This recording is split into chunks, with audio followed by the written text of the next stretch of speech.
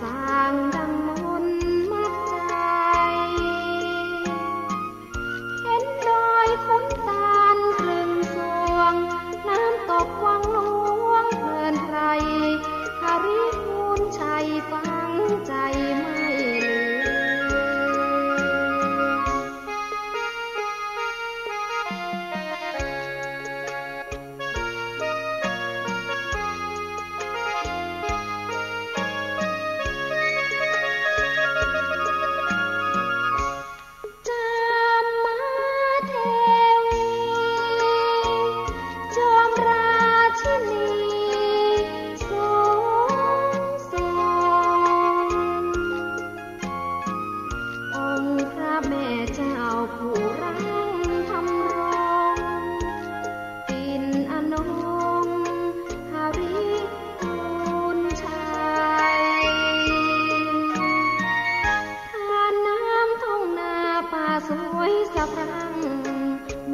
วังล้นฝั่งเข้าแดนป่าสางดังมนมัดใจเห็นดอยขุนตาลครึ่งสวงแถวชมทำหลวงเพลินไพรหาริมูลชัยฟังใจไม่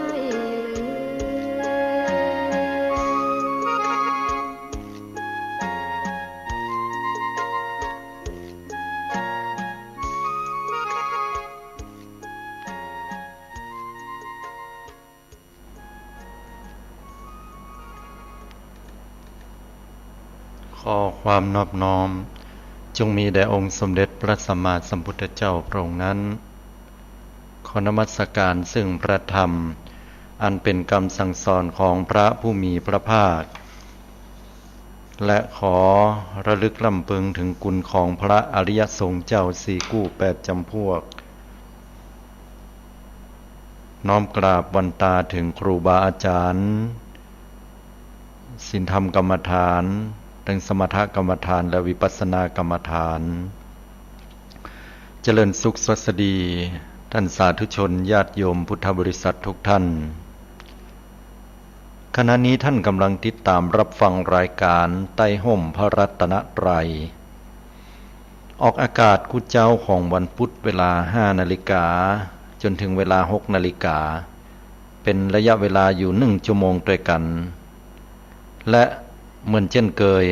ดำเนินรายการโดยอาตมาภาพอนาลัยอนาลโย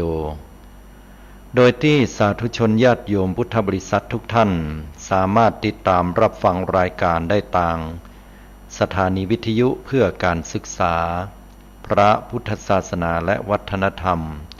คลื่น FM 104.50 เมกะเฮิรตซ์วัดฝ่ายหินกราบอนุโมทนากับหลวงพ่อท่านพระครูปริยัติยานุศาสตร์ที่ปรึกษาเจ้าคณะอำเภอเมืองเชียงใหม่ด้วยความเคารพกราบขอบคุณอนุโมทนาหลวงพ่อท่านพระครูสมุวิศวัตรวรกิจโจผู้อำนวยการสถานีวิทยุ 104.50 เมกะเฮิรตซ์เจ้าอาวาสวัดฝ่ายหินสถานีวิทยุกระจายเสียงคลื่น FM 90.75 เมกะเฮิรตซ์เสียงป่าซางอนุโมทนาขอบคุณกับคุณลดาอินตงามพร้อมคณะที่ได้เอื้อเฟื้อช่วงเวลาอันมีค่าดังกล่าวนี้ตัวและสถานีวิทยุกระจายเสียงทุกๆคลื่นสถานีที่ทำการกระจายเสียงส่งสัญญาณลิงก์สัญญาณออกอากาศอยู่ณขณะนี้ขออนุโมทนาขอบคุณไปยังผู้อำนวยการและเจ้าหน้าที่ทุกๆท่านที่ได้สละเวลาอันมีค่าตลอดจนถึงช่วงเวลาดังกล่าวนี้มอบให้กับศรัทธาสาธุชนญาติโยมหรือจะติดตามรับฟังทางช่องทางอื่นได้ทาง YouTube Channel YouTube ออนไลน์โดยที่เราสามารถเสิร์ชหรือเสาะหาได้ทาง YouTube โดยพิมพ์คำว่าใต้ห่มพระรัตนตรัยก็จะปรากฏธรรมะดังกล่าวขึ้นอันหลากหลายหรือจะฟังทาง 104.50 เมกะเฮิรตซ์ธรรมะคลายเครียดก็ต้องขออนุโมทนากับทางเจ้าของสถานีหรือว่าเจ้าของช่องตัว โดยที่สาธุชนญาติโยมทุกท่านสามารถโทรเข้ามาร่วมในช่วงท้ายของรายการได้ที่หมายเลขโทรศัพท์064 092 0919 064 092 0919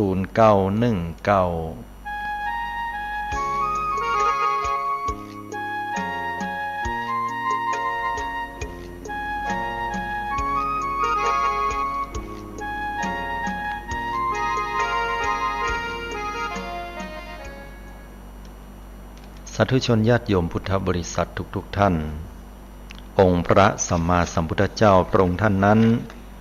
ได้ทรงมีพระมหากรุณาธิคุณอย่างหาที่เปรียบปานบ่ได้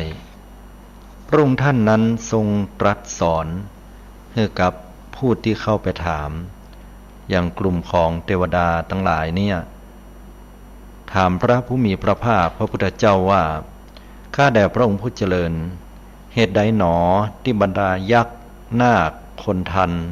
อสูรเทวดาและมนุษย์ทะเลาะเบาะแวงกันเกิดขึ้นพระผู้มีพระภาคเจ้าอรหันตสัมมาสัมพุทธเจ้าพระองค์นั้นได้ทรงอาศัยพระมหากรุณาธิคุณตรัสบอกว่าสาเหตุที่ยักษ์นาคคนทัน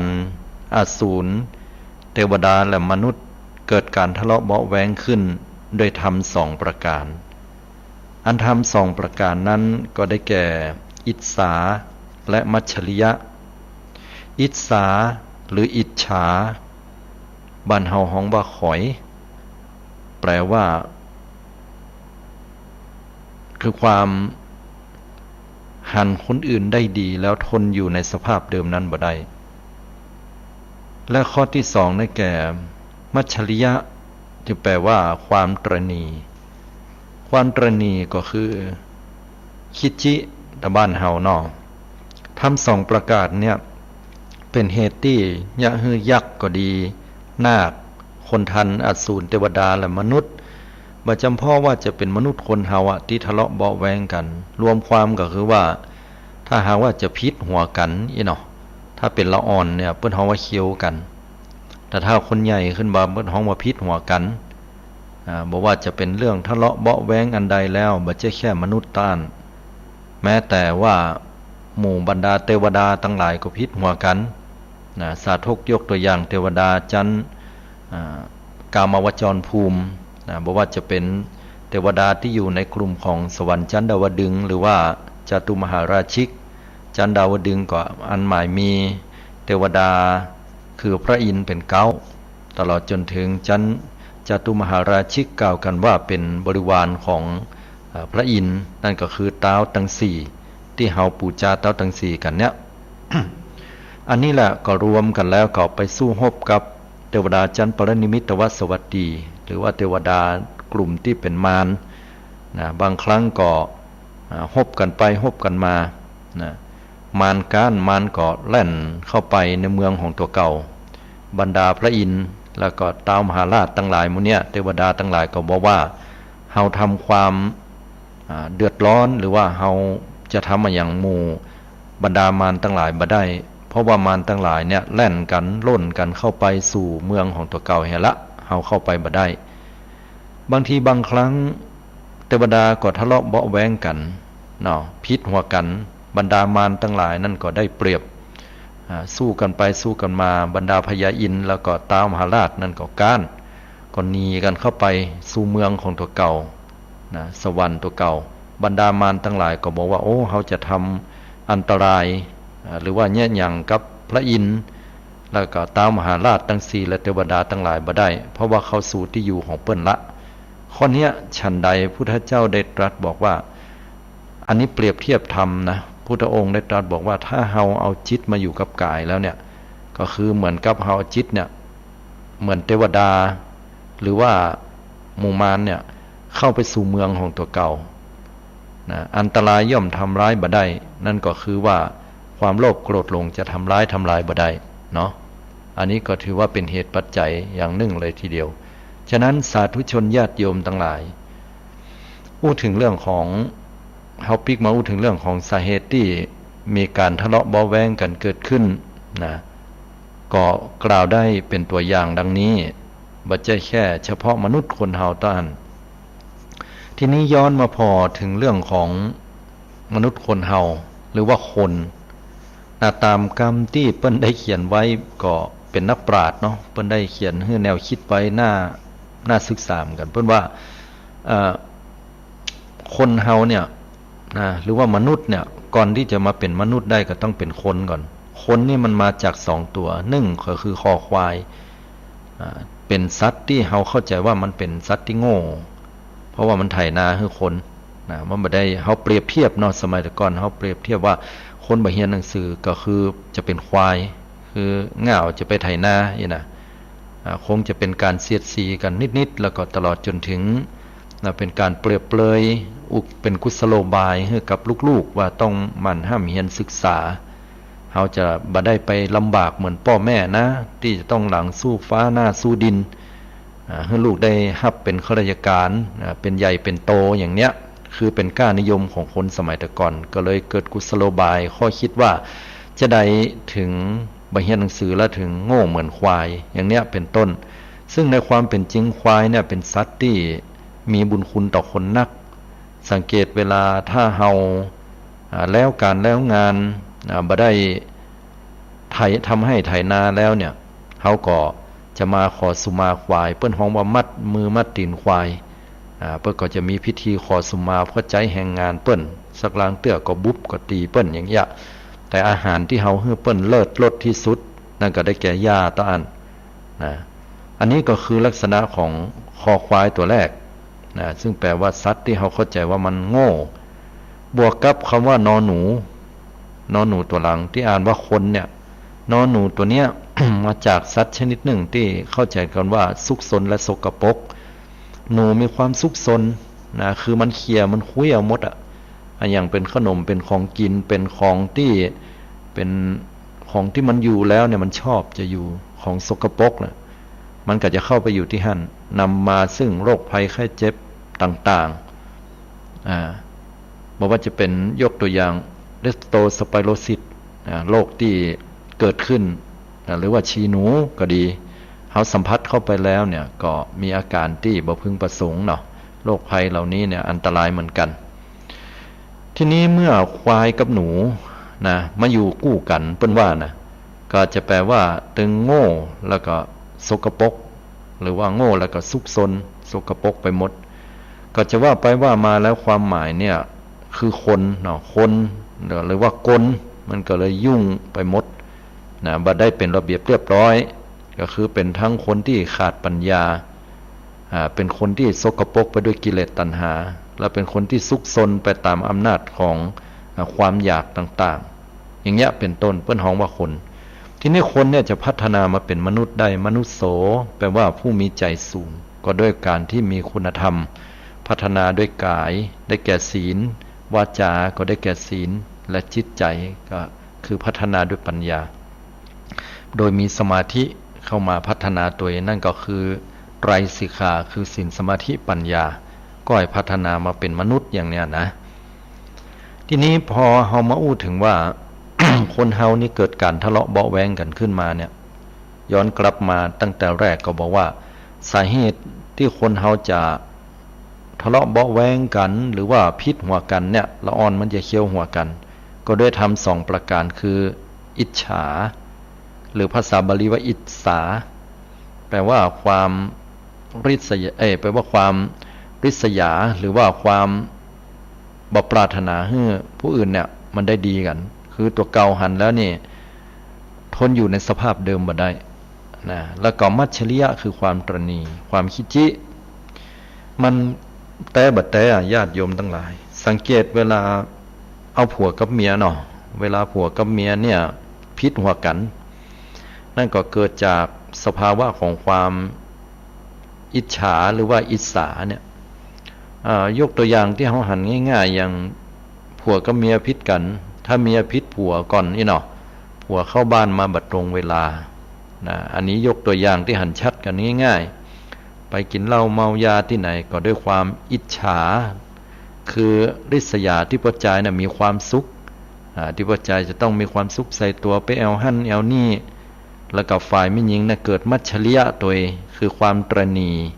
นั่นก็ได้แก่บ่อยากจะให้ผัวเนี่ยเอาความสุขอย่างต่างๆเนี่ยไปเกิดคนเดียวหรือว่าไปให้คนอื่นไปเลี้ยงคนอื่นเอาเงินเอาทองที่หาได้ไปเลี้ยงคนอื่นอันนี้เกิดจากธรรมสองประการขณะเดียวกันฝ่ายสามีที่ได้มาทะเลาะเบาะแวงกับแม่หญิงก็ต้องพอเห็นว่าเกี่ยวกับเรื่องอะไรอย่างยกตัวอย่างว่าเรื่องความบ่พอใจที่แม่หญิงบ่ได้ดูแลพอกอยก็เพราะว่าความอิจฉาที่มีอยู่ในตัวของแม่หญิงนะว่าอยู่อย่างสบายๆแล้วมีมัจฉริยะคือความตระหนี่ในใจลึกๆบ่ยอมเพื่อแผ่ให้ภริยาเนี่ยได้พักผ่อนหรือได้มีความสบายอย่างเนี้ยอันนี้ก็คือทำสองประการความอิจฉาและความตระหนี่เนี่ยอิจฉาเนี่ยมันเป็นธรรมที่เกิดขึ้นกับคนกู้คนเลยนะญาติโยมทั้งหลายมีมดกู้คนอะบอกว่าจะเป็นระดับไหนเจ้าฟ้ามหากษัตริย์ลงสู่คนต่ำสุดได้แก่คนสำเมาพเนจรหรือว่าทุกขตะคนยากจนเข็ญใจบอกว่าจะเป็นสมณะพระสงฆ์องค์เจ้าภิกษุสามเณรผู้ที่เป็นปัจเจกเป็นพระอริยเจ้าจันอรหันตาต่อให้เป็นพระอริยเจ้าจันโสดาบันสกทาอนาคายังมีอิจฉาอยู่เลยปะโทธโมสังโฆแสดงว่าอิจฉานี่มันต่อเนาะมันเน็ตอะไรนะคนเฮาบางคนเนี่ยบ่ฮู้จักตัวเก่าคือยอมรับบ่ได้ว่าตัวเก่าว่าอิจฉาเนาะเฮาจิมีเฮาบ่คอยไผอะบ่อิจฉาไผสักคนเมื่อใดก็ตามที่เฮามีทำแห่งอย่างหนึ่งก็คือมานะในต่างโลกเพิ่นฮ้องว่าความมุมานะบากบั่นอดทนแต่มันคนละความหมายกับต่างธรรมมานะนี่คือความสำคัญตัวเก่าหรือว่าการเปรียบเทียบผู้อื่นเนี่ยมันเป็นสาเหตุให้เกิดมานะถ้าเฮาบ่ไปเปรียบเทียบไผก็บ่เกิดมานะยกตัวอย่างว่าเปรียบเทียบว่าเฮาดีเหลือเปิ้นโอ้มันเนี่ยจะมีอย่างนั้นบ้านน้อยเขาตอกน้อยเดียวเฮารวยเหรือมันเกินอีน่ะ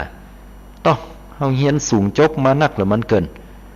อันนี้ก็แสดงว่าเฮาสำคัญตัวเก่าว่าเฮาเนี่ยสูงกว่าเปิ้นเต้าเดียวกันมันกับเฮาเนี่ยก็ป้อกันกะความหู้เฮากับเต้ากับมันกับเต้ากับเฮาเนี่ยบ่ต้องมาทำเป็นอวดเป็นอ้างอ่ะปะท้อหู้เต้ากันอยู่อีน่ะเฮากับมันนี่ก็ป้อกันนะไผมันได้ดีเหรือไผอ่ะนะอันนี้ก็แสดงว่าเป็นมานะสำคัญตัวเก่าเต้าเทียมกันแล้วก็มานะที่สำคัญตัวเก่าขึ้นไปคนเดียวว่าเนี่ยเฮาด้อยเหรือเปิ้นเฮามันจนเนาะเฮามันบ่มีเงินบ่มีทองบ่มีหน้าบ่มีตาในสังคมบ่มียศถาบรรดาศักดิ์ตำแหน่งบ่มีเงินคำกำก้าแก้วแหวนแสนสิ่งไผต้องได้มานับหน้าถือตาเฮามันคนจนนี่น่ะก็มันก็น้อยใจว่าเฮามันเป็นคนพิการนี่อย่างไผก็ตึงยอมรับเนี่ยอันนี้ก็สุดแล้วแต่นะเปิ้นฮ้องว่าเป็นมานะการเปรียบเทียบหมู่เนี่ยถ้าบ่มีการเปรียบเทียบกับไผเลยสักคนก็มันจะบ่เป็นมานะญาติโยมแต่ธรรมชาติคนเฮาเนี่ยมันชอบเปรียบเทียบในใจลึกๆพอเปรียบเทียบเข้าไปแล้วเนี่ยย้อนกลับมาว่ามันจะเกิดอิจฉาหรือว่าอิจฉาเกิดขึ้นญาติโยมทั้งหลายเฮาถึงแบบแปลกอกแปลกใจบางครั้งเนี่ยจะได้เฮาถึงต้องเกิดทะเลาะเบาะแว้งกันขึ้นมาอย่างยกตัวอย่างคนที่เป็นลูกกับพ่อแม่หรือว่าพ่อแม่กับลูกนี่เนาะเอาเถอะญาติโยมทั้งหลายถ้าเวลาเฮามีลูกมีเต้าเนี่ยสัก 5-6 คนเนี่ยบางครั้งพ่อแม่เนี่ยเปิ้นก็ฮักลูกฮักหลานเหมือนกันนะฮักลูกเหมือนกันแต่ถามว่าจะเต้ากันก่อนเนี่ยถ้าจะมีเป็นส่วนน้อยเนาะอันนี้ที่มาอู้นี่คือเอาความจริงมาอู้นะให้พิจารณานะญาติโยมคือมันเกิดขึ้นด้วยอำนาจของอิจฉาและมัจฉริยะนี่แหละนะตนไหนที่เอาอกเอาใจน้อยเนาะตนไหนที่จะบ่เดือดร้อนบ่นี้อยู่ไกลนะมันมื้อไหนมาซื้อนั้นซื้อนี้มาก็รู้สึกว่าพ่อแม่จะรู้สึกว่าจะฮักเป็นพิเศษแสดงอาการเป็นห่วงเป็นใยบางคนก็เกิดความน้อยใจอยู่กับพ่อกับแม่แล้วปรากฏว่าพ่อแม่นั้นก็บ่หันจะชมจะเชยเฮาเลยพอทีมลาพุทธมันอยู่แหมตี้นึงไปแยกงานนั่งงานที่อื่นเดือนไหนมาเตื้อซื้อนั้นซื้อนี้เอาหลานมาตัวเนาะดูเปิ้นมีความสุขเฮาอยู่ตัวนี้เนี่ยตบอยู่ตัวเนี้ย เนี่ยการเนี่ยงานอยู่แล้วเนี่ยตบแทบไปเดี๋ยวก็บหันความดีของเฮาเลยเป็นดีหน้าน้อยใจนะอันนี้ก็เกิดความอิจฉาคนที่เป็นน้องแล้วก็มีมัจฉริยะคือความตระหนี่ใจบอกกว้างปออย่างยะยกตัวอย่างสมัยตัวน้องก็เกิดความน้อยอกหมองใจในตัวปี้เนาะปี้นั่นก็โอ้เป็นปี้ใหญ่เสียสละมาตลอดพ่อแม่ก็หันอกหันใจฮักลูกคนนี้น้องยิ่งเป็นน้องล่าก็ยิ่งได้ใจนะเปิ้นว่าบ่เก่าเนาะ ก็เกิดอิจฉาปี้ปี้อ้ายใต้หัวนะอ้ายตัวเก่าปี้ตัวเก่าเนาะพอด้วยความที่บ่มีมัจฉริยะพอด้วยความที่มีมัจฉริยะคือความตระหนี่ใจบ่กว้างกลัวว่าพ่อแม่จะบ่ฮักตัวเก่าหรือว่าฮักน้อยกว่าอย่างเงี้ยทีนี้ถ้าว่ากันไปตามหลักความเป็นจริงแล้วอาตมาว่าโดยนักแล้วเนี่ยหรือว่าเกือบจะทั้งหมดพ่อแม่เพิ่นก็ฮักหมดแล้วก็ต่อให้อย่างใดก็ตามเถอะเพราะว่าคนที่อยู่ไกลมันเหมือนหันกันเตื้อไอ้เนาะเข้ามามันก็เป็นธรรมดาที่เพิ่นจะตื่นเต้นมีความสุขนะสิ่งที่แปลกใหม่แต่คนที่อยู่ใกล้บางครั้งอาจจะทะเลาะเบาะแว้งกันพ้องมีปากมีเสียงกับแม่กับพ่อกับลูกเนี้ยก็เพราะว่าความใกล้ชิดกันนะมันเป็นที่มาของความบ่ได้เกรงอกเกรงใจต่อกันผัสสะกระทบกันทุกๆวันก็มีเปิงใจพ้องบ่เปิงใจพ้องก็เป็นธรรมดาแต่ใจเลิกๆอาตมาเชื่อว่าพ่อแม่เนี่ยเปิ้นฮักนักเนาะคนเป็นพ่อเป็นแม่แล้วเปิ้นจะฮักลูกฮักเต้าตัวเก่าหมดอะเนาะฉะนั้นลูกเต้าก็เหมือนกันก็บ่เชื่อว่าบ่ฮักพ่อแม่นะก็ฮักเหมือนกันแต่ด้วยอำนาจแห่งกิเลสนะที่เกิดขึ้นก็จะแสดงอาการอิจฉานะอิจฉาผู้อื่นหรือเกิดมัจฉริยะความตระหนี่ใจบ่กว้างขึ้นมาอย่างเนี้ยเป็นต้นแม้แต่ว่าคนที่อยู่ในที่ทำงานด้วยกันนะองค์กรใดองค์กรหนึ่งระดับประเทศชาติก็ดีไล่มากันลงจนถึงระดับหมู่บ้านระดับครอบครัวแล้วเนี่ยเฮาก็จะหันว่าเกิดการทะเลาะเบาะแว้งกันขึ้นมาพิษหัวกันกูเตื้อฝ่ายนั้นเป็นอย่างนั้นฝ่ายนี้เป็นอย่างนี้ อย่างเฮาหันเนาะเลือกตั้งก่อนเลือกตั้งก็เป็นเพื่อนกันดีนะพอเลือกตั้งแล้วกลายเป็นศัตรูกันโดยอัตโนมัติ ฟังแล้วก็อ๋อให้เป็นดีดูแหละกว่าจะดีกันได้ก็ใช้เวลาเป็นช่วงระยะเวลาหนึ่งหรืออาจจะเมินเป็นปี2 ปีหรือบางทีก็อาจจะยาวเลยทั้งที่ก่อนหน้านั้นเฮาก็ฮักกันดีนะบางคนนี่ก็เป็นพี่เป็นน้องกันบางคนก็พ่อกับลูกเนาะไปอยู่คนละฝ่ายกันเหีย คนละฝ่ายคนละกลุ่มกันไปเหียนะว่าเวลาเลือกตั้งเวลาเป็นอย่างก็แล้วแต่นะท้องถิ่นก็ดีระดับประเทศก็ดีกำกึดกำหันมันบัดตรงบ่ถูกบัดทองกันก็ได้ฝ่ายนั้นได้ฝ่ายนี้บ่ได้เนาะฝ่ายที่บ่ได้นะเปิ้นก็อ้างว่าเนี่ยพอหน้ามันแล้วเนี่ย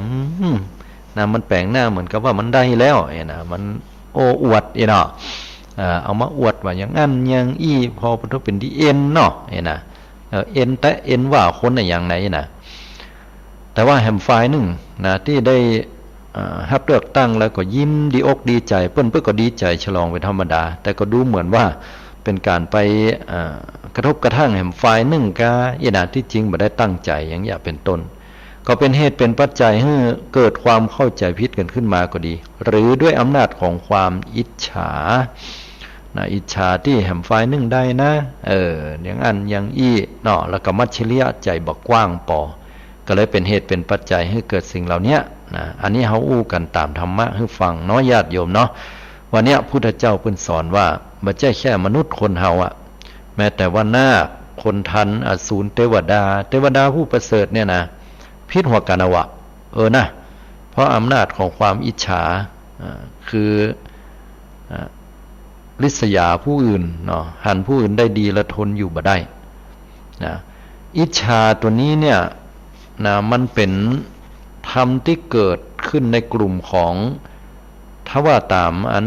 อภิธรรมเนี่ยเปิ้นแจกแจงว่าเป็นมาจากโทจตุกะคือสภาพธรรมที่เป็นอกุศลที่มีโทสะเป็นต้นเนาะคือหมายความว่าเป็นภัยก็ตามที่โหดเนี่ยญาติโยมทั้งหลายมันไม่ใช่แค่คำว่าโหดเกียรติอย่างเดียวนะมันมีตึงคำว่าความโหดคือโทสะความโหดความเคืองใจความบ่เปิงอกเปิงใจหันยังแล้วก็บ่งามหูบ่งามตา ค่เอาสกรรมน้อยนะเตื่อบางคนก็อาละวาดขึ้นมาด้วยอำนาจความโกรธนะบอกว่าจะเป็นจานกับข้าวก็ดีเนาะบอกว่าจะเป็นนั้นโต๊ะม้านั่งตังอี้หรือของอย่างก็ปิววุ่นเบื่อเนี่ยนะด้วยอำนาจความโกรธความเกลียดบางครั้งก็ทะเลาะเบาะแว้งกันเดือดร้อนกันอำนาจโทสะมันไม่ใช่โกรธอย่างเดียวโยมมันมีอิจฉาคือความริษยาตัวมันเป็นสภาวะอิจฉาแล้วก็มัจฉริยะเกิดความคิดจิตัวนะภัยที่โคตรเนี่ยแล้วเกิดกุจจะความรำคาญใจนะความรำคาญใจเครื่องใจนะมันเกิดทำอยู่ถึง4อย่างด้วยกันหรอภัยโคตรเนี่ยเพื่อนว่าโคตรเริ่มปอเนี่ยก็ยังมีความอิจฉามีมัจฉริยะความตนีมีความกุจจะความรำคาญใจเกิดขึ้นเนี่ยทำเราเนี่ยมันเกิดพร้อมกันแล้วก็มันก็คงแม่นนะเพราะว่าถ้าว่าตามหลักโทสะความบะเปิงใจเนี่ยแล้วก็อิจฉาคือความริษยาผู้อื่นมัจฉริยะความตนีเนี่ยเราเนี่ยก็จัดเป็นวิภวตัณหาในตัณหา3กามตัณหาภวตัณหาวิภวตัณหากามตัณหาความอยากในสิ่งนั้นสิ่งนี้ตั้งตาหูจมูกลิ้นกายใจภวตัณหาความใคร่เป็นนั้นเป็นนี้วิภวตัณหาผลักดันสิ่งที่ตัวเก่ามีแล้วอยู่แล้วเป็นแล้วเนี่ยบัดต้องการอยากจะเข้ามาหรือว่าต้องการอยากจะไปให้ปนเนี่ยเกาะมูนี้ก็ถือว่าเป็นอำนาจของวิภวตัณหาได้เหมือนกันเนาะฉะนั้นเราก็จะหันได้เนาะว่าสภาวะต่างๆที่เกิดการทะเลาะเบาะแว้งกันขึ้นมาเนี่ยก็ด้วยอำนาจของธรรม2ประการทีนี้ถ้าคนเราจะอยู่บนโลกใบนี้แล้วนะบ่มีความทะเลาะเบาะแว้งกันเกิดเรื่องเกิดราวอย่างกันเนี่ยนะก็พุทธเจ้าก็ทรงตรัสบอกละถ้าว่าทำอันไหนที่จะเป็นเหตุให้ดับอิจฉานะความริษยานั่นก็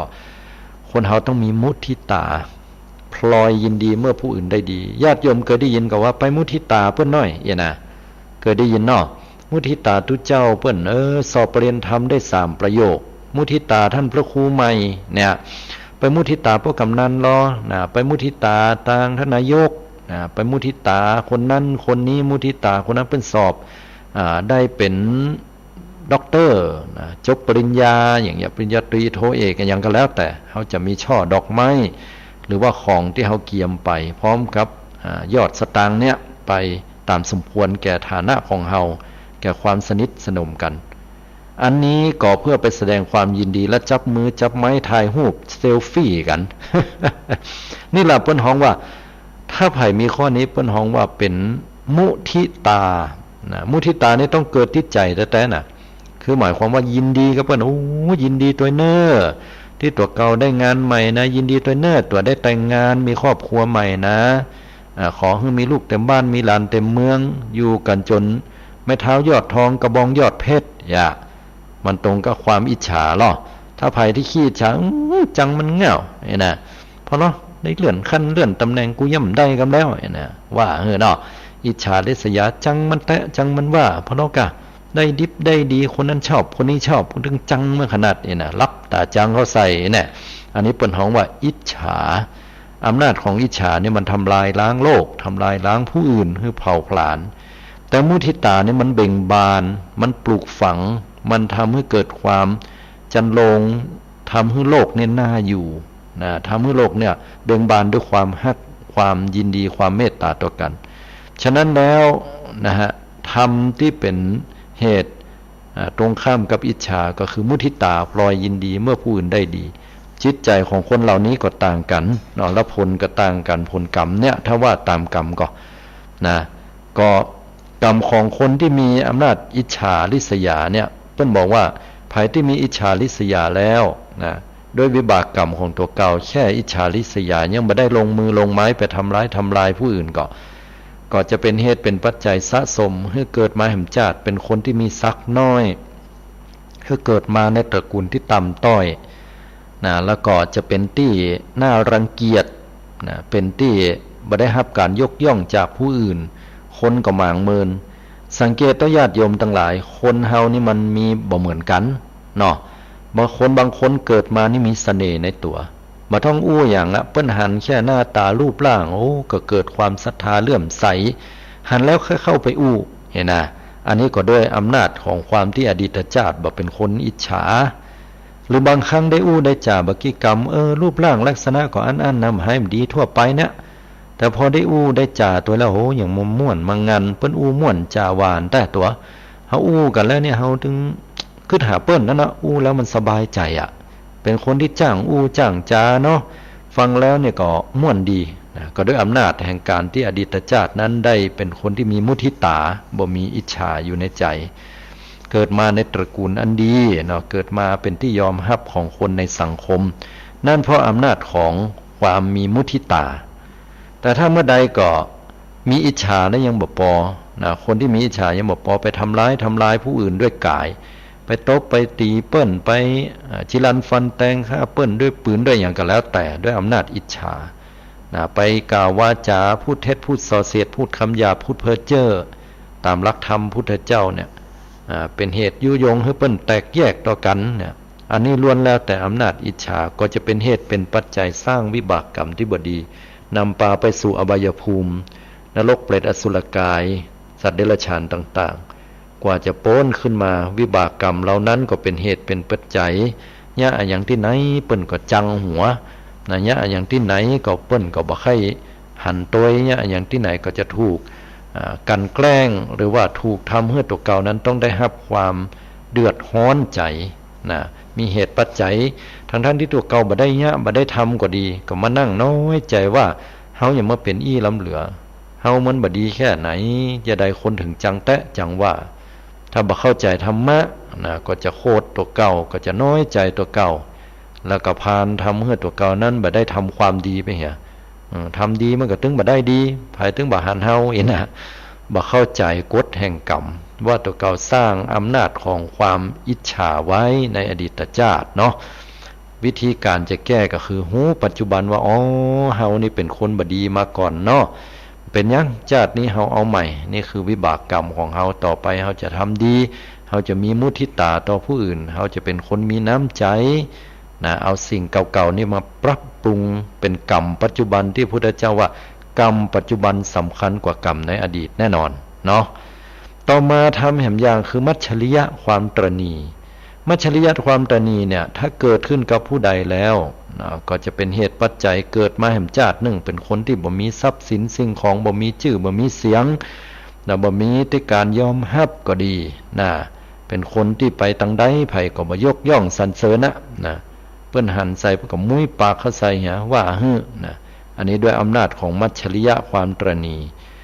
แต่ถ้าบุคคลใดบ่มีมัจฉริยะความตระหนี่นะคอยเอื้อเฟื้อเผื่อแผ่เปิ้นด้วยทรัพย์สิ่งของหรือแม้แต่ที่สำคัญเนี่ยให้โอกาสให้โอกาสกุวันเนี่ยที่ว่าเฮาทะเลาะเบาแวงนะก็เปลี่ยนมาเป็นมุทิตายินดีพอใจต่อกันบักเกิดการทะเลาะเบาแวงต่อกันนะเฮาไปที่ไหนก็มีแต่ความยินดีต่อผู้อื่นเปิ้นมัจฉริยะความตระหนี่เหล่านี้มันก็จะถูกกลายเป็นตาลการฮื้อตาลแตนเนาะฮื้อตาลก็คือการให้โอกาสผู้อื่นนะให้ถึงทรัพย์สินให้ถึงสติปัญญาให้ถึงกำลังไปช่วยเหลือเปิ้นอภัยทานนะให้อภัยแก่คนอื่นที่เคยคิดร้ายทำร้ายเฮามานะอู้ร้ายต่อเฮามาก็จะเป็นการให้ทานซึ่งตรงข้ามกับมัจฉริยะความตระหนี่ ก็เป็นการสร้างเหตุใหม่ว่าบ่ต้องน้อยใจจะได้เฮาถึงต้องโดนคนอิจฉาริษยาต้องโดนคนตระหนี่นะก็เพราะว่าอดีตชาติเฮาเป็นคนแบบเนี้ยสร้างกรรมวิบากอย่างนี้พอมาชาตินี้เฮาก็เปลี่ยนใหม่เหียนะนอกจากเป็นคนมีมุทิตาจิตที่ดีแล้วเฮาก็เป็นคนที่มีการฮื้อตานก็คือฮื้อโอกาสผู้อื่นใจกว้างเป็นคนใจกว้างเป็นคนใจดีเป็นคนที่มีจิตใจเป็นพรหมวิหารเป็นผู้รักผู้ใหญ่มีเมตตากรุณามุทิตาอุเบกขาเมตตาปรารถนาผู้อื่นได้เป็นสุขกรุณาอินดูเปิ้นช่วยเปิ้นต้องการเปิ้นให้เปิ้นพ้นทุกข์มุทิตาดีอกดีใจตัวเน้อเปิ้นได้ดีอุเบกขาวางเฉยเหียเมื่อเขาช่วยเขาเต็มที่ละเนี่ยให้เขาเต็มที่ละแต่ว่าเขาก็บ่เปลี่ยนแปลงตัวเก่าหรือว่าเขานั้นบ่สามารถจะพัฒนาตัวเก่าไปได้เลยเขาพอทิศทางแล้วช่วยอย่างใดมันก็ช่วยบ่ได้ละ ญาติโยมทั้งหลายก็บ่ต้องไปเป็นทุกข์กับมันให้เฮาเป็นอุเบกขาเนี่ยพอบ่อั้นแล้วเนี่ยความทุกข์ถึงมวลเนี่ยเขาจะแบกรับไว้เพียงผู้เดียวนะต้องโปร่งต้องวางให้เราสัตว์เป็นไปตามกรรมยกตัวอย่างเรื่องอุเบกขานี่เข้าใจเหมือนกันเนาะว่าแม้แต่พระพุทธเจ้าเองเนี่ยก็ยังบ่สามารถที่จะทำให้ผู้อื่นนั้น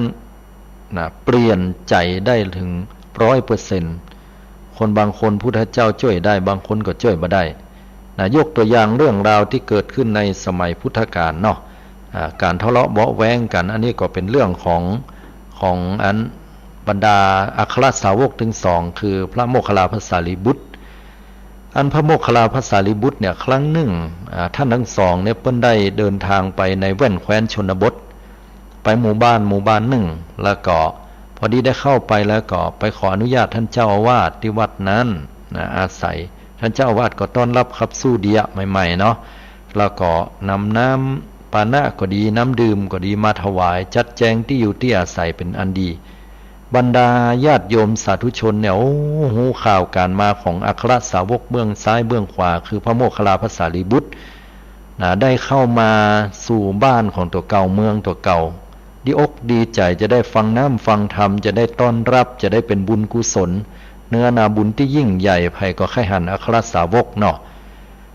ใหม่ๆทุกเจ้าวาดเปิ้นก็ดีกะต้อนรับดีเอาเข้าแล้วก็คนก็โลไปหาเหี้ยไปหาอัครสาวกถึงสองเวลาบิณฑบาตสองตนนี่ก็ได้เข้าน้ำกำกินนักผ้าจีวรเนี่ยก็ได้นักทุกเจ้าที่เป็นเจ้าวาดในภัยก็บ่ค่อยได้ใส่บาตรเปิ้นเนี่ยกะก็มันก็เป็นธรรมดาเนาะอาตมาว่าในอดีตก็คือเปิ้นเป็นแขกจากที่ไกลมาแต่พอทุกเจ้าที่เปิ้นเคยอยู่หั่นเปิ้นเคยหันมันเนาะก็เป็นธรรมดาปรากฏว่าทุกเจ้าเนี่ยเปิ้นก็บ่ได้ตันอาสวะกิเลสเพิ่นยังบ่เป็นพระอรหันต์เตื้อแต่อัครสาวกเบื้องซ้ายขวาเป็นพระอรหันต์หมดกิเลสละก็เกิดอำนาจของความอิจฉาคือหันคนอื่นได้ดีและทนอยู่บ่ได้แล้วก็มัจฉริยะความตระหนี่ใจบ่กว้างพอนะก็เกิดความเครียดแค้นชิงชังขึ้นเนี่ยนะศรัทธาญาติโยมเกิดความโกรธความบ่ชอบใจสิ่งเหล่านี้ก็ไปบอกไปกล่าวให้กับญาติโยมทั้งหลายว่าอัครสาวกทั้งสองเนี่ยเป็นผู้ที่ปรารถนาลามกเนี่ยนะเป็นคนที่บดีบรรดาญาติโยมก็เลยบริพาทด่าทอเจ้าว่าตรงนี้ก็โคตรเกลียดแหมบ่พอใจก็เลยเดินทางไปที่พระวิหารเชตวันพระพุทธเจ้าทรงหันด้วยตาของเปิ้นตาเนื้อพุทธเจ้านี่พอไก่พอจำชัดเนอะเป็นตาสีนินพอออกไปละหันละนะทุเจ้าไหนถามพระญาณคือทัสสะพระญาณอันเป็นกำลังของพระพุทธเจ้า10ประการเนี่ยถามญาณของพระองค์ว่า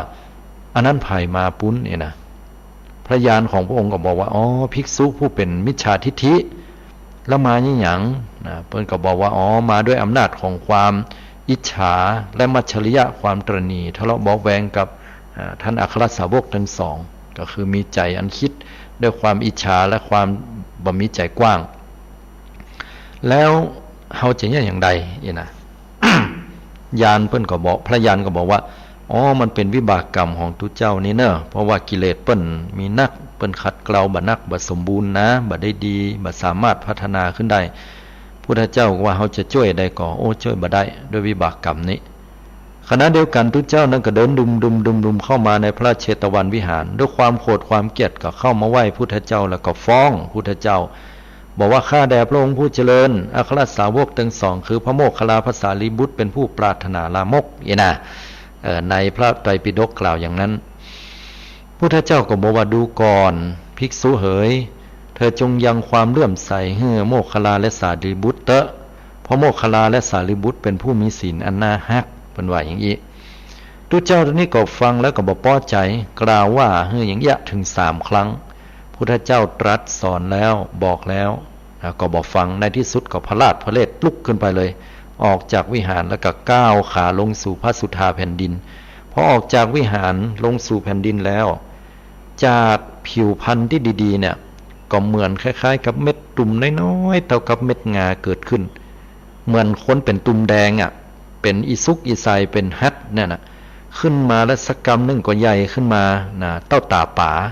เพิ่นว่านะจากนั้นใหญ่เต้าตาป่ากับเต้าแก่นตาอันกบนะหน่วยตะกบเนี่ยจากนั้นก็ใหญ่ขึ้นมาเต้าหัวแม่มือใหญ่ขึ้นมาเต้าหน่วยบักกอกใหญ่เข้าใหญ่ขึ้นมาติ๊กเต้าหน่วยบัดหลอดใหญ่เข้าเต้าหน่วยบ่ปีนเต็มเนื้อเต็มตัวปะโทจำเลือดจำหนองแล้วก็แตกปริแตกออกมาได้รับความทนทุกข์ทรมานแล้วก็ดิ้นควัดอยู่กลางห่วงวัดท่านนะแล้วทีนี้ปรากฏว่าพุทธเจ้าเปิ้นช่วยอย่างบ่ได้ละก็มีเปื้อนอยู่จันพรหมนะก็เนรมิตกายลงมาก็บอกว่าโอ้ท่านยังความเลื่อมใสให้เกิดขึ้นกับอัครสาวกทั้งสองเตอะคือพระโมคคัลลาภาษาลีบุตรท่านทั้งสองมีศีลอันน่าฮักนะทุกเจ้าตัวนี้ว่าสู้เป็นพายะเนี่ยนะเฮาเป็นพระพรหมนะอยู่จันสุทธาวาสเป็นพระอนาคามีเป็นเปื้อนของท่านนี่ก็จำมาได้กะเฮากินสุกกินดิบอยู่ด้วยกันฮักกันมาเป็น500 จาติทุกเจ้านี่ว่าบ่ฮู้จักถ้าท่านเป็นพระอนาคามีไหนพุทธเจ้าบอกว่าอนาคาบ่มาสู่กามธาตุนี่บ่ใช่กะนะพระอนาคามีนั้นเพิ่นก็บอกว่าเฮาบ่ได้ลงมาเกิดแต่เฮาลงมาโปรดท่านเนรมิตกายมาลงมานี่ด้วยอำนาจฤทธิ์ขอให้ท่านเลื่อมใสอัครสาวกทั้งสองเตอะเปิ้นเป็นคนที่มีศีลอันน่าฮักทุกเจ้านี่กับโคดขึ้นมาแหมว่าไปไกลเถอะบ่ต้องมาอู้กับเฮาเนี่ยนะเฮาจังอัครสาวกทั้งสองก็ด้วยอำนาจของความอิจฉาและมัจฉริยะความตระหนี่นั่นแหละก็ด้วยความอย่างนั้นก็เป็นเหตุที่บริพาทด่าทออัครสาวกทั้งสองมหาปัตตภีก็เลยเลื่อนลั่นออกแล้วก็ไฟลุกแดงๆจากปืนมหาปัตตภีแล้วก็สูบทุกเจ้าเนี่ยตกลงสู่อเวจีไปอันนี้เป็นเรื่องราวที่เกิดขึ้นในพระไตรปิฎกแต่ญาติโยมทั้งหลายที่ยกมานี่ก็บ่ได้อย่างอื่นเน้อญาติโยมสาธุชนญาติโยมเป็นตัวอย่างศึกษากรณีศึกษาในพระธรรมวินัยเนาะก็เป็นที่น่าเหตุว่าเนี่ยอำนาจของ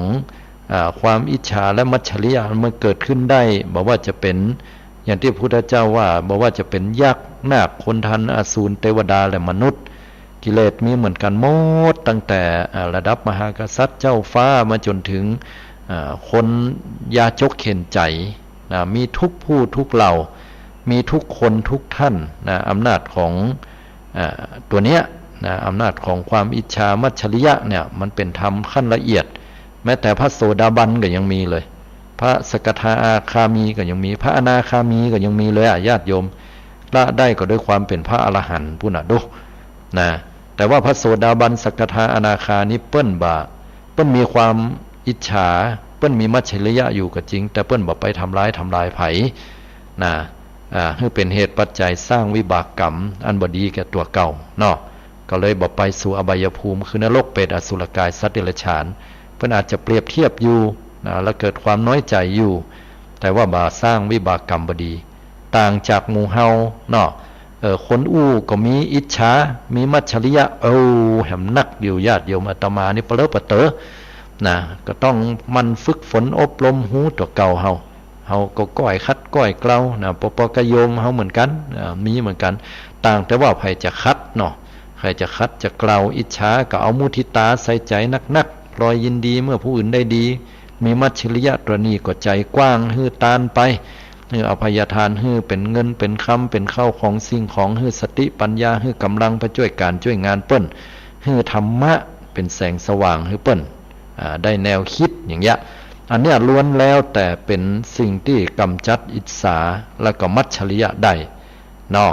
ศรัทธาสาธุชนญาติโยมพุทธบริษัททุกท่านนี่แหละทำอันเป็นเหตุเป็นปัจจัยให้คนเฮาทะเลาะเบาะแว้งกันแล้วก็อันไหนเป็นสาเหตุที่มาของความอิจฉาและก็มัจฉริยะ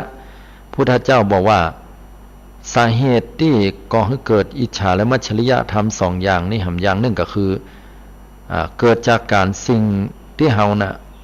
หันว่าเป็นที่ฮักและสิ่งอันเป็นที่เฮาบ่ได้ฮักนะสิ่งไหนก็ตามที่เฮาฮักเนี่ยคนที่เฮาฮักแล้วเนี่ย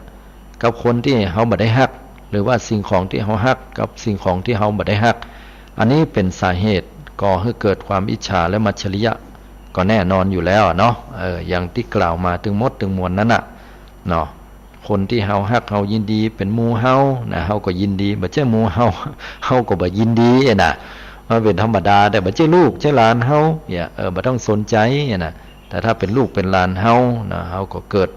ความอินดูสงสารนะมันก็ทำเหล่านี้ก็เกิดขึ้นมาได้เนาะศรัทธาญาติโยมมาอู้ถึงเรื่องของกิเลสเนอะศรัทธาสาธุชนญาติโยมทั้งหลายก็เอามาฝากว่าคนเฮามันจะพิษหัวกันก็ได้ทำสองอย่างคืออิจฉาความหันผู้อื่นได้ดีทนอยู่บ่ได้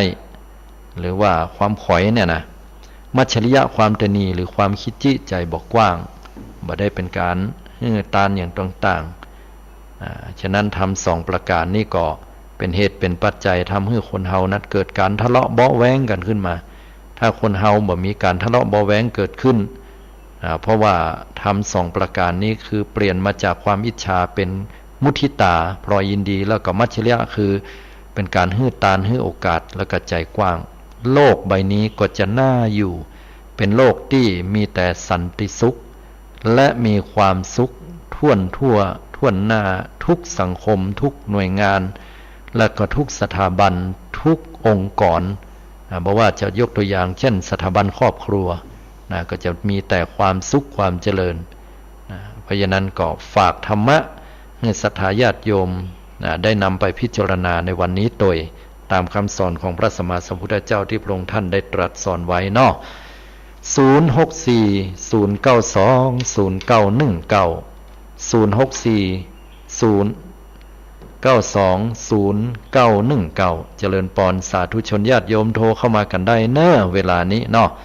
รับฟังอยู่กันตั้งใดพ้องนะอาตมาขอเจริญปอนได้โทรเข้ามากันเนาะจะฟังตั้งโดยสเก็ตกาหรือว่าจะฟังไปตั้งเมืองฝางกาหรือว่าจะฟังมาตั้งละปูนเชียงใหม่นะฟังตั้งใดพ้องไปตั้งลำปางพ้องกาที่ไหนที่ลิงก์สัญญาณไปก็ขออนุโมทนากับผู้อำนวยการสถานีวิทยุทุกท่านตลอดจนถึงเจ้าหน้าที่และศรัทธาสาธุชนที่ได้ติดตามรับฟังในรายการดังกล่าวตัวนอ2277โทรเข้ามาแล้วขออนุญาตรับสายนอเจริญปอนโยมแม่ฟังอยู่เนอะแม่ฟังติดตามเจ้าวันนี้ฟังแล้วเป็นอย่างไรพ่องโอ้ดีเจ้าอธิบายดีเนาะจากที่ไหนขออภัยเลยศิวิไลตลาดเจ้าดอยสะเก็ดเจ้าตลาดดอยสะเก็ดไม่ศิวิไลเนาะเจ้าอนุโมทนาที่โทรเข้ามาเนอะยินดีจัดนับไปลืมรับฟังเนอะเจ้าครั้งต่อไปเนาะสาธุเนอะขอบคุณหลายๆเป็นกำลังใจให้เนอะเวลาอาจจะมีน้อยไปหน่อยเนาะตรงนี้เจริญพรแม่อุปันแสงค่ำเนาะแม่ฟังอยู่เนอะหลงฟังอยู่เนาะฟังอย่างฉันรอฟังวันนี้ธรรมะดีเนี่ยอาหารใจเด็กจะหนักวันนี้อาหารใจดีเนาะทำสั่งสอนไม่นี่ลงจะจำไว้ลงนั่นอย่างอี้ในลงก็มีวิธีใจกว้างหน่อยใจลงก็แบบมีอย่างหนักหนานะก็อย่างดีค่ะท่านเราโคอุ่นคือขอให้เขาใจดีหนักขนาดนะเนาะลงแถวฟ้าจังเจ้าแล้วลงยังอยู่ที่นอนอยู่ลงไปหนึ่งดีใจโมทนาเนอลงถึงกำลังใจเนอเหมือนกันเนอลงเนอบุญกรรมบุญจูอยู่ดีมีสุขเทวดาคุ้มครองเนอลงเนอให้กำลังใจเนอสาธุแล้วไม่ได้โทรหาดีมาเพราะว่าอันถ่ะใช่ก็ไม่ได้ชัดเนาะวิทยุก็บดีดีแล้ววันนี้ได้มาฟังแล้วเนาะสาธุอยู่ดีมีสุขนะอันนี้ก็แม่แม่หลวงพี่น้องเจ้าไตลื้อนะใจดีใจบานเพิ่นฟังธรรม7767เจริญปอนโยมพระสาเจ้าจักตังใดโยมแม่อยู่บ้านอุโมงค์ละปูนนี่นะเจ้าอุโมงค์ละปูนนี่เนาะฟังรายการวิทยุชัดเจนกับโยมเจ้าชัดเจนเรื่องไฟหินนะเจ้าวัดไฟหินก็ฟังอยู่กู้ครั้งก็ตลอดก็หลายพุ่นแล้วแม่ไปได้โทรหาท่านฟังแต่ก่อนนี้เปิ้ลโทรห้องเนี่ยจ้ะตะวันก่อนไปโทรไปหาเปิ้ลโทรไปหาท่านวันนี้ฟังธรรมแล้วชอบใจก่อนในธรรมของพระสัมมาสัมพุทธเจ้าชอบใจเจ้าเฮาฮู้สาเหตุเนาะเจ้าแล้วแม่ติดตามท่านเนออนุโมทนาเนอบุญกรรมบุญจูให้กำลังใจสู้ชีวิตต่อไปเนาะสร้างสรรค์ความดีสร้างบุญต่อสาธุอนุโมทนา อันนี้ก็เป็นกำลังใจให้ศรัทธาญาติโยมโทรเข้ามากันได้064 092 092192 1105เจริญปอนโยมนมัสการจ้าจากที่ไหนเนี่ยโอ้ร้องบัวแดงร้องบัวแดงเจ้าเก่าเนาะเป็นยังไงวันนี้ฟังแล้วสาเหตุของการทะเลาะเบาะแว้งกันพิษหัวกันบอกว่าที่ไหนเนาะคนที่เจ้าว่าอิจฉากันเนาะถึงว่าในความอิจฉาริษยามันเป็นเรื่องปกติพ่อแม่ก็มีลูกเต้าก็มีคนทำงานยังก็มีกันหมดเนาะมันด้วยอำนาจกิเลสเฮามาถึงกิเลสนี่นะเฮามาถึงกิเลสอันนี้เรื่องอิจฉาไป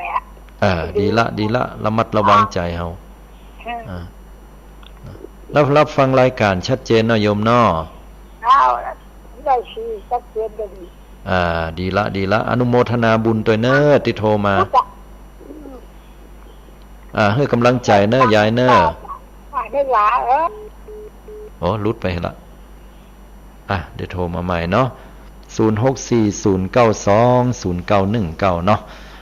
อันนี้ก็ให้ศรัทธาญาติโยมหมู่เฮาฟังในธรรมของพระสัมมาสัมพุทธเจ้าเนาะยกตัวอย่างให้ฟังเนาะศรัทธาญาติโยมเฮาท่านทั้งหลายเฮาก็ก้อนไกลเอาในสิ่งที่เป็นประโยชน์จะนะไปใจเนาะเฮาฮู้ละสาเหตุอย่างนี้เฮาจะได้ปรับใจของเฮาได้และสร้างเหตุใหม่พุทธเจ้าบอกว่าธรรมของพุทธเจ้าเนี่ยเป็นการแสดงธรรมเรื่องกรรมถ้าเป็นเรื่องกรรมเนี่ยบางทีเฮาอาจจะหมายถึงกรรมที่ชาติก่อนเป็นกรรมเป็นเวรอย่างล้ำเหลือเนาะอันนี้พุทธเจ้าว่ามีส่วนในปัจจุบันกรรมเก่าของเฮาคือตาหูจมูกลิ้นกายใจนะกายกับใจเนี่ยเกิดขึ้นเนี่ยคือเกิดจากกรรมเก่าเพราะเฮามีตาอย่างเงี้ยเฮามีใจอย่างเงี้ยเวลาเฮาสัตตาหันสิ่งนั้นเฮาถึงบ่ชอบเพราะเฮามีตาอย่างเงี้ยมีใจอย่างเงี้ยเฮาถึงสัตตาหันเรื่องนั้นเฮาชอบแต่ละคนชอบบ่เหมือนกันเพราะกรรมเก่าเนี่ยมันกำหนดมาอย่างนี้บ่มีเตปาอารักษ์พระอินตาพรหมยมราชตั้งใดมาเป็นผู้กำหนดตัวเฮาเนี่ยแต่กรรมที่สำคัญที่สุดพุทธเจ้าบอกกรรมปัจจุบันเฮาจะสร้างอย่างสิ่งที่โลภโกรธหลงกะสิ่งที่ดีงามบ่ดีปัจจุบันนี่แหละญาติโยมมันจะพาเฮาไปเกิดมันจะพาเฮาไปเป็นไปในอนาคตที่เฮาบอกว่าเลือกเกิดบ่ได้นะพิษเฮาเลือกเกิดได้ถ้าเฮาเลือกทำในปัจจุบันเฮาจะเป็นคนดีหรือบ่ดีต่างกันอยู่ที่เนี้ย4619เจริญปอนโยมฮัลโหลครับจากทางใดจ๋าจากอำเภอเมทาบ้านดอนใจฟังรายการชัดเจนก็โยมปนานปันนะครับปนานปันเนาะฟังชัดเจนเนาะรู้สึกว่าจะเปิดวิทยุตัวกันเนาะฟังชัดเจนดีก็ดีใจฟังรายการธรรมะนี่บ่อยก็โยมรายการนี้ครับฟังถึงวันครับอนุโมทนาแต่บ่ค่อยได้ล่ำโทเนาะขึ้นสีขาว104ครับขึ้นสีขาว104แล้ววันนี้ก็เลยมาที่ขึ้นสีขาว104ตัวเนาะอนุโมทนาสาธุในบุญที่ได้ติดตามรับฟังไปลืมเน้อทุกๆวันพุธ5 โมงเช้าถึง6 โมงเนาะสาธุอนุโมทนาก็ดีใจถึงแม้ว่าจะได้อู้กันสั้นๆเวลาน้อยก็ขอเป็นกำลังใจให้ญาติโยมเนอะ7704เจริญพรจากที่ไหนจากสันกำแพงเจ้าสันกำแพงบัดเจ้าบ่สร้างกลางจ้องกับกะบัดใจเจ้าออนใต้เจ้าที่ไหนก็ออนใต้สันกำแพงฟังชัดเจนเนาะเจ้าบัดได้ไหลขึ้นไปที่ไหนเลยเจ้าจออยู่ที่104เนี่ยเจ้าเป็นแฟนคลับ104เจ้าฟังนี้ได้สาระดีเจ้าฟังนี้ได้สาได้กำหูจักนักเจ้านำมาปฏิบัติถึงวันเนี่ยเจ้าแม่นก็เป็นธรรมดาคนเฮามีทะเลาะเบาะแว้งกันเนาะด้วยอำนาจของกิเลสแต่พุทธเจ้าเพิ่นก็บอกว่าสาเหตุมันมาจากหยังคือทุกข์สมุทัยนิโรธมรรคนั่นแหละโยมอริยสัจ4ทุกข์ก็คือเฮาปะปัญหาสาเหตุมันมาจากหยังทำ2ประการแล้วเฮาจะมีวิธีอย่างใดให้มันพ้นจากเนี้ยเพิ่นก็บอกธรรมะที่แก้ไว้ตัวเนาะเจ้าก็มุทิตาน่ะเจ้าดีละสาธุอนุโมทนาเน้อเจริญปอน คำว่ามุทิตาในที่นี้ไม่ใช่หมายถึงว่าเราจะนำเอาช่อดอกไม้ของขวัญไปให้กับคนที่เปิ้นได้ดีอย่างเดียวอันนั้นก็แม่นแต่ว่าสิ่งที่จะดีไปกว่านั้นนั่นก็คือใจของเฮาโยมบางครั้งเฮาอาจจะบ่มีตังค์เฮาบ่ไปมุทิตาเปิ้นเนี่ยแต่ใจเฮาดีไว้เฮาถึงอิจฉาริษยาเปิ้นเฮามีแต่ใจที่พลอยยินดีต่อเปิ้นเฮาบ่มีมัจฉริยะความตระหนี่ใจบ่แคบเฮาใจกว้างแต่เฮาบ่เป็นคนมีเงินมีทองเหมือนเปิ้นเนาะ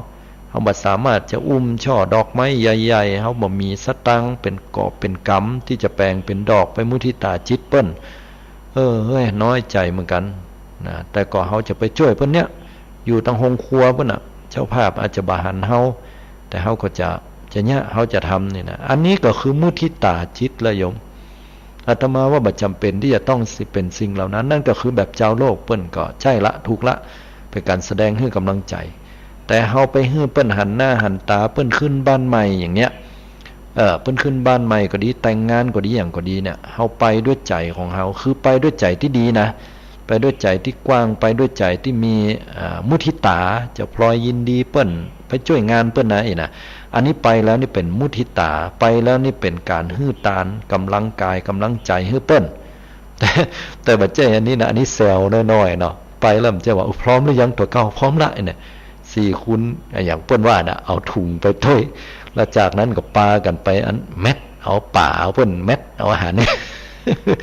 อันนี้บัดเจ้เด้ออันนี้แซวนะจีนหลอดหัวน่ะอันนั้นบัดเจ้มุทิตานะโยมอันนั้นน่ะอันนั้นเป็นมัจฉริยะอันนั้น อันนั้นไปเฮาคือนั้นเป็นส่วนประกอบนะกินก็กินหั่นน่ะไอ้เนาะช่วยแม่บ้านพ่อบ้านเปิ้นกินแล้วเหลือก็ว่าเปิ้นว่าถ้าเหลือก่อนก็เอาปิกไปบ้านนะอันนี้ว่ากันอันนี้คนละประเด็นนะนี่ตมาแซวเล่นเนาะแต่มัจฉริยะความตระหนี่หรือตรงข้ามกับคำว่าการนะใจกว้างนี่คือเฮาไปช่วยเพิ่นแท้ๆเนาะบ่ได้หวังสิ่งอื่นเนาะอันนี้ก็ขออนุโมทนาโดย6243เจริญปอนโยม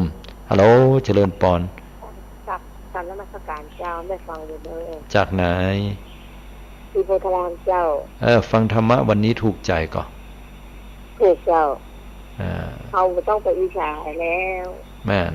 ปล่อยวางเนาะเท่าละแม่นเจ้าของเท่าแล้วอนุโมทนาตัวนะโอ้เวลาหมดเห็นแล้วโยมต้องขออภัยเนาะเดี๋ยวโอกาสหน้าโทรมาใหม่นะสาธุเนาะขออนุโมทนาตัวขออภัยตัวหมดเวลาเหี่ยก่อนละก็ขอนำเอารายการปิกปอกไปก่อนเนอะให้ทุกท่านทุกคนได้มีความสุขความเจริญด้วยธรรมของพระสัมมาสัมพุทธเจ้าสิ่งใดที่กล่าวบ่ถูกบ่ท้องบ่ดีบ่งามขอกราบขอขมาอภัยครูบาอาจารย์และสุมาศรัทธาญาติโยมก้อนไกลเอาสิ่งที่ดีๆไปเนอะมีแต่เจตนาที่ดีๆให้กันและกันแล้วก็นำปาให้เขาได้พ้นจากอาสวะกิเลสต่อไปอายุวโนสุขังปะลัง